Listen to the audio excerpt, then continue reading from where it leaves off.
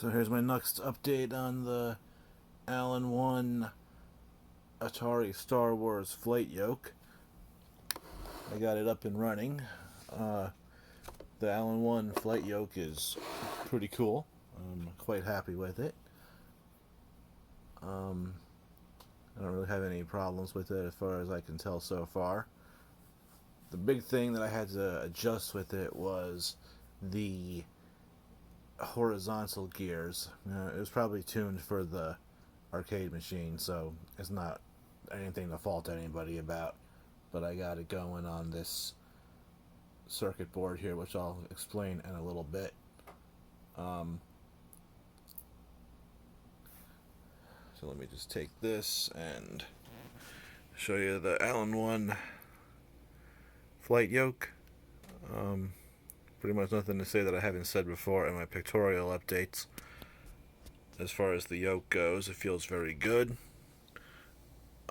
The rig that I got here, it could be a bit lower, so I'm sure in my version 2 iteration of this, I'm just going to chop off this entire area here, so that way I can see over more easily.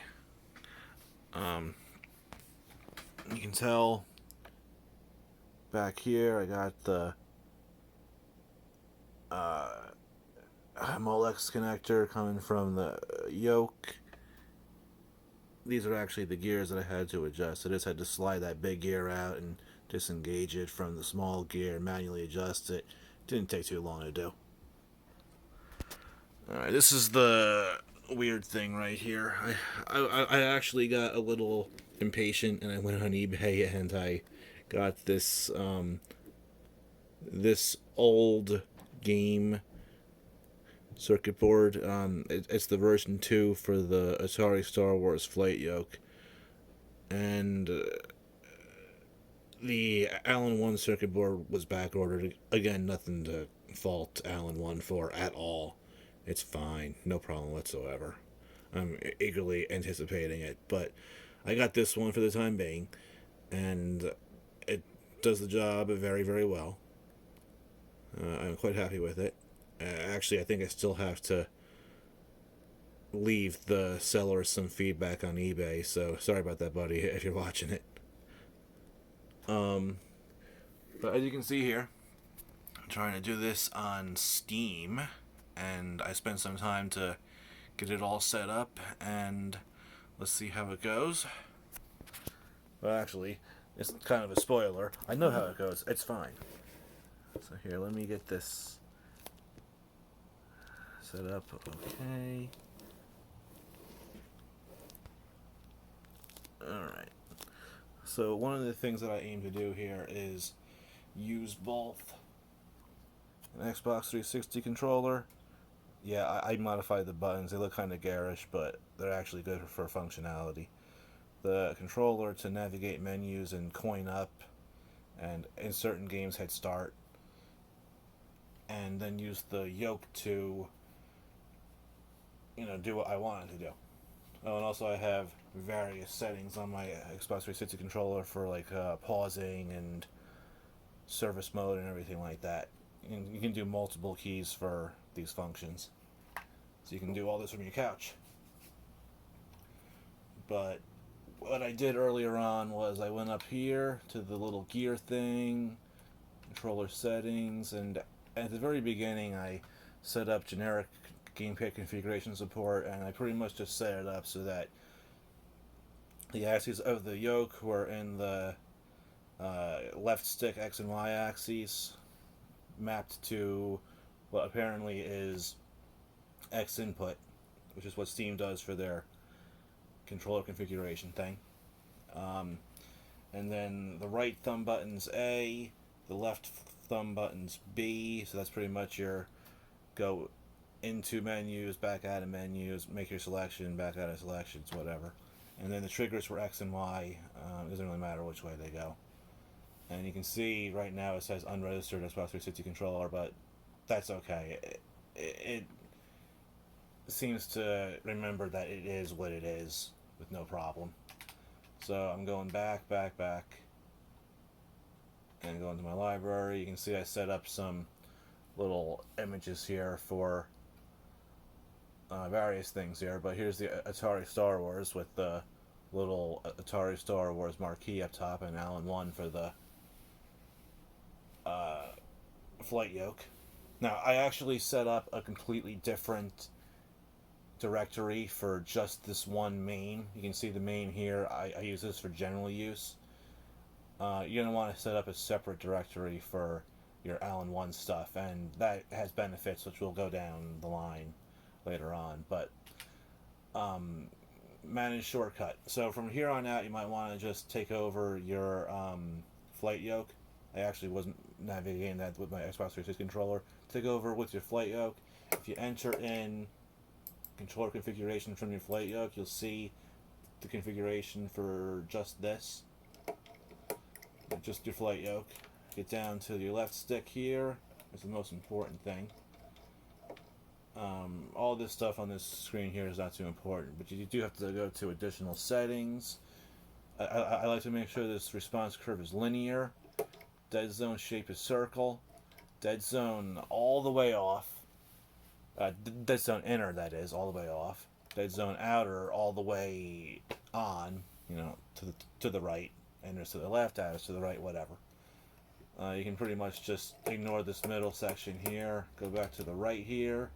Go down until output anti-dead zone.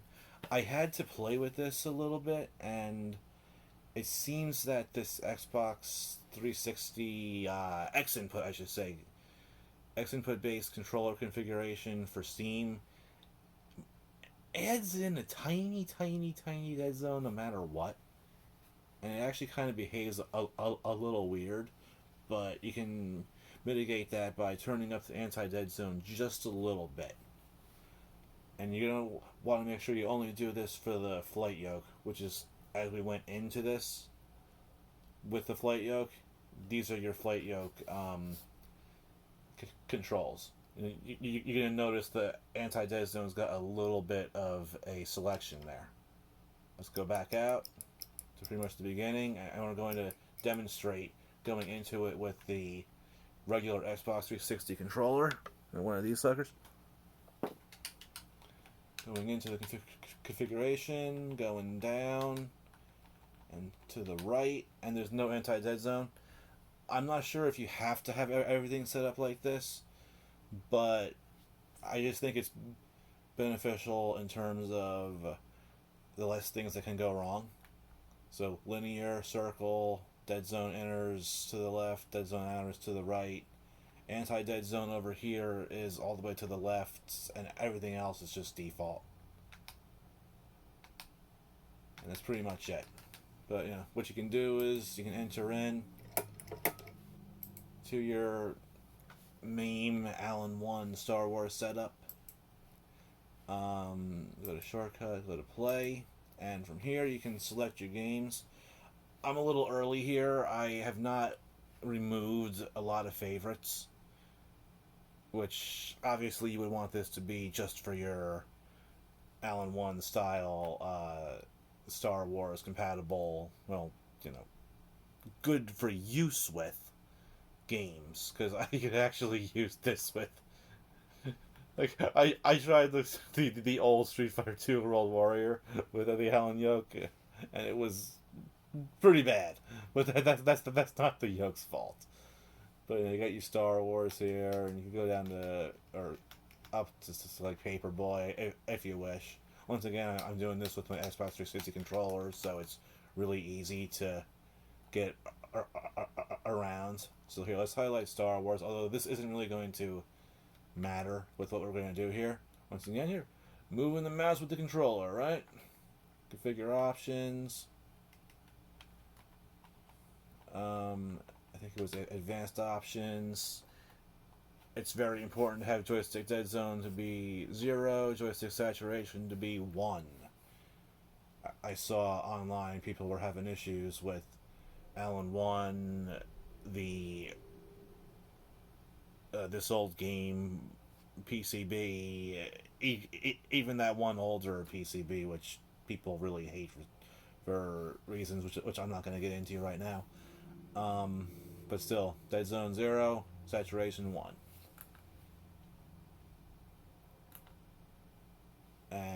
of course, that brings you back out to the beginning of your favorites list. So let's just go back down here to Star Wars.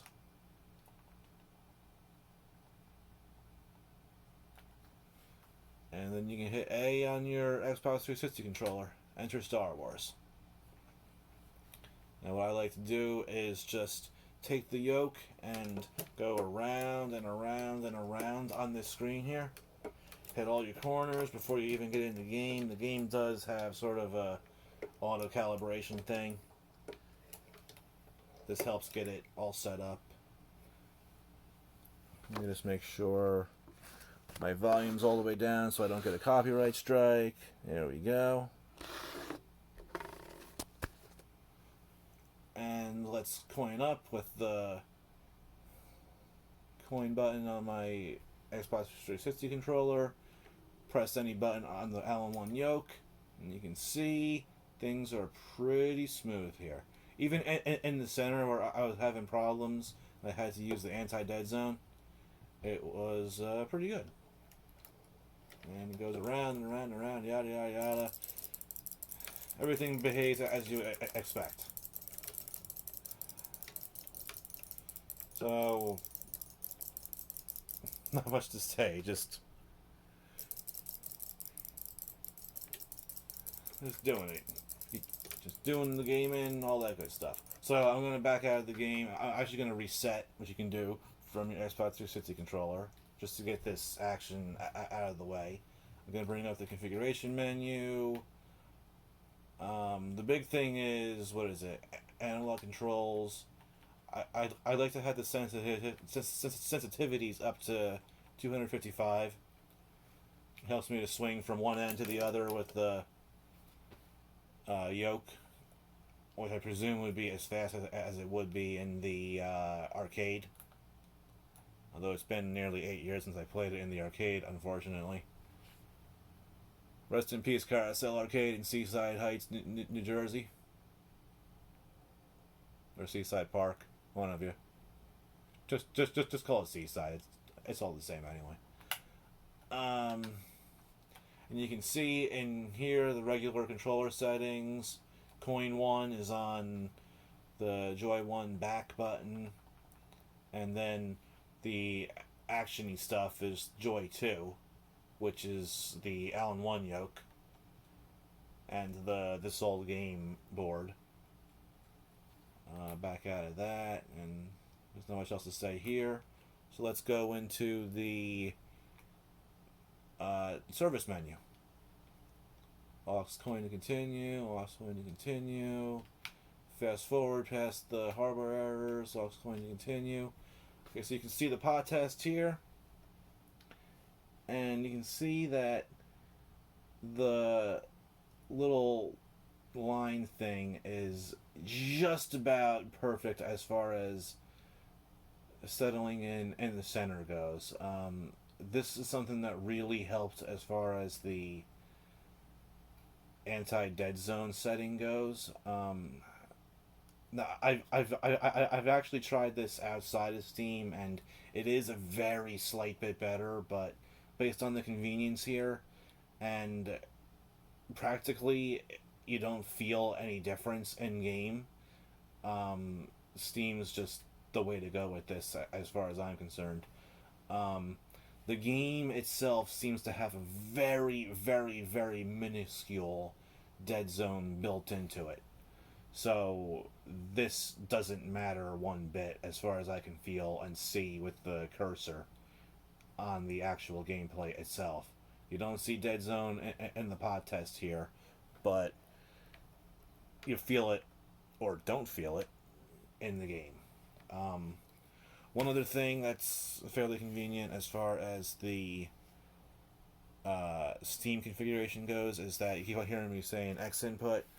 I actually have the MAME set up for reading X input, which makes things a bit better for using the controller to navigate menus and so on and so forth.